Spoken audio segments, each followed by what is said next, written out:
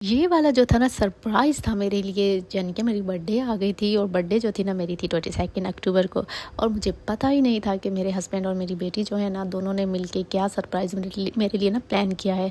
तो ये अंधेरी कार्रवाई कर रहे थे, मतलब रूम डेकोरेट कर रहे थे, सेट कर रहे थे और मुझे पता ही नहीं था। यहाँ पे मीनू के ना एक्शन चेक करें, बड़े मज़े से अपनी वीडियो बना रही थी। जब उसके पापा ने कहा कि बेटा आपकी वीडियो बन रही है तो फ़ौरन से भाग ली। तो यहाँ पे जी इन्होंने ना लाइटें ऑफ़ करी हुई थी और मुझे ना अंदर लेकर आके मम्मा आप आएँ और आप ना अंदर आके बैठें। मैं भी समझ गई थी कि ये कोई ना काम चल ही रहा है अंदर। तो खैर फाइनली जब दरवाज़ा खुला तो मैंने सारी डेकोरेशन देखी, सामने टेबल पे केक देखा, तो वाकई में सरप्राइज़ हो गई कि वाह कितना मज़े का सरप्राइज़ है। तो फिर इन्होंने ना मुझे विश किया बहुत अच्छे से।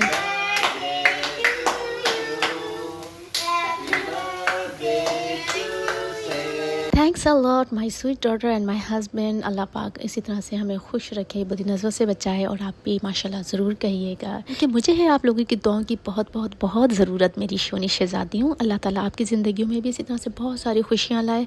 जो खुशियाँ मुझे मिलती हैं ना, मैं सबके लिए दुआ करती हूँ कि अल्लाह पाक जो है ना सबको इस तरह से खुशियाँ दे कि किसी की ज़िंदगी में ना कोई कमी ना रहे। लेकिन ये ज़िंदगी का निज़ाम है कि कोई ना कोई कमी अल्लाह ताला रख ही देता है ज़िंदगी में, ताकि अल्लाह ताला के हम बंदे हैं, हम अल्लाह को याद करें। और मैंने ये देखा है कि जब भी कोई कमी होती है, कोई चीज़ रह जाती है, मिस हो जाती है हमसे, तो हम अल्लाह से उतने ज़्यादा करीब हो जाते हैं।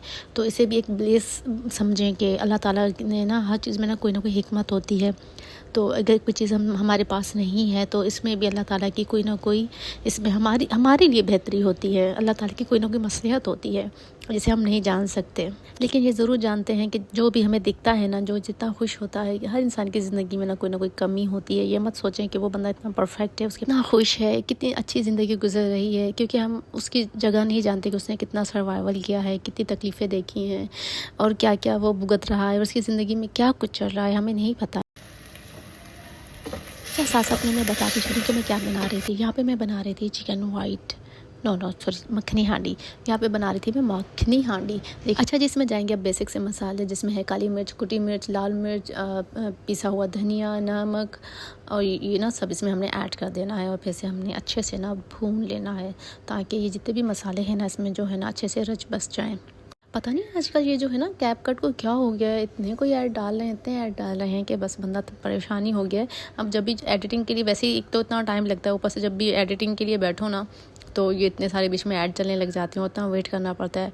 तो मैं कहती हूँ कि एक तो हम वैसे ही इतने लेज़ी से बंदे हैं, ऊपर से फिर ये जो है ना इन्होंने हमारा टाइम और भी ज़ाया कर देना होता है। वैसे ही टाइम लगता तो है ही नहीं, और ऊपर से इस तरह से ये टाइम भी वेस्ट हो जाता है।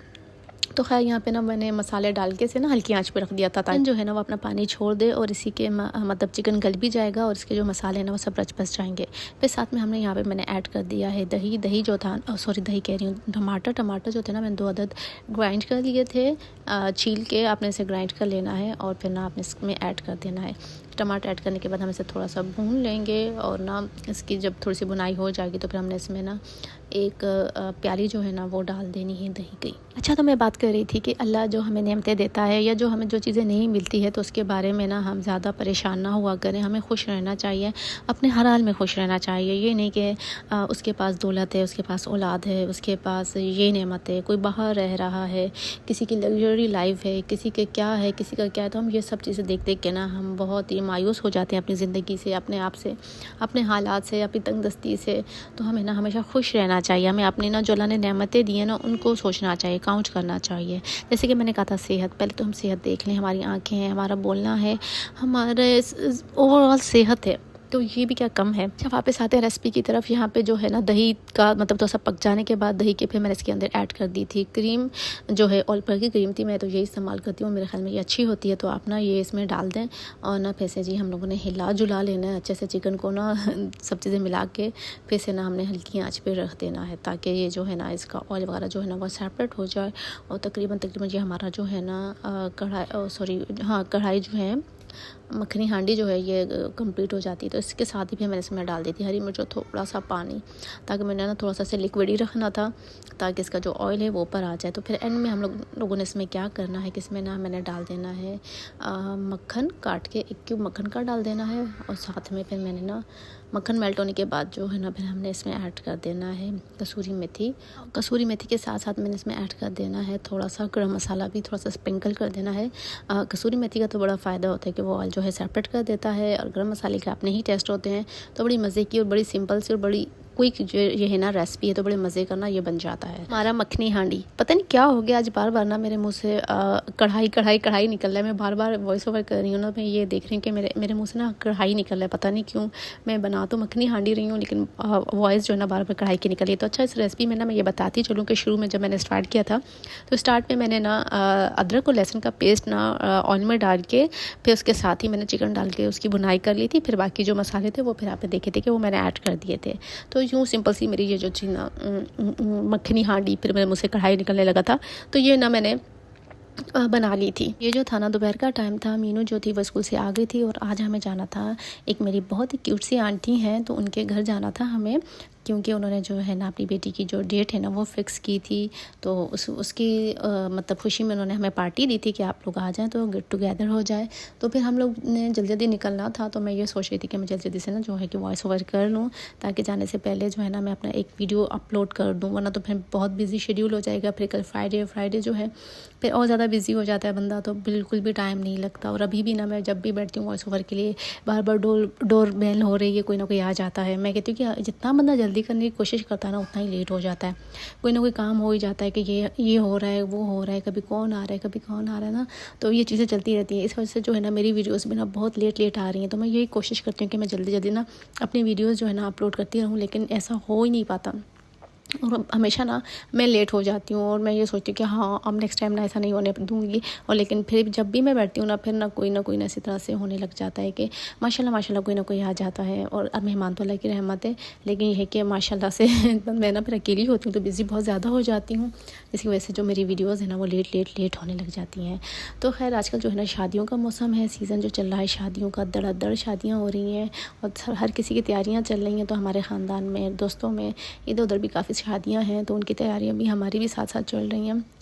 तो खैर यहाँ पे ना मेरी हो गई थी कंप्लीट, खाना पीना जो था बन गया था। इसके बाद मेरा दिल चाह रहा था ना कि थोड़ा सा कहवा पी लूँ, तो कहवा मैंने रख दिया था, क्योंकि कभी कभी ना दिल चाहता है कि ना चाय के अलावा भी ना कुछ और हो, मतलब हल्का फुल्का सा। चाय काफ़ी ना हैवी सी लग जाती है कभी कभी, तो फिर मैंने कहा कि चले आज ना थोड़ा सा चाय को कम करते हैं और आज ना कहवा बना के पीते हैं, तो देखते हैं कि फ़र्क पड़ता है, चाय की क्रेविंग कम होती है कि नहीं होती है।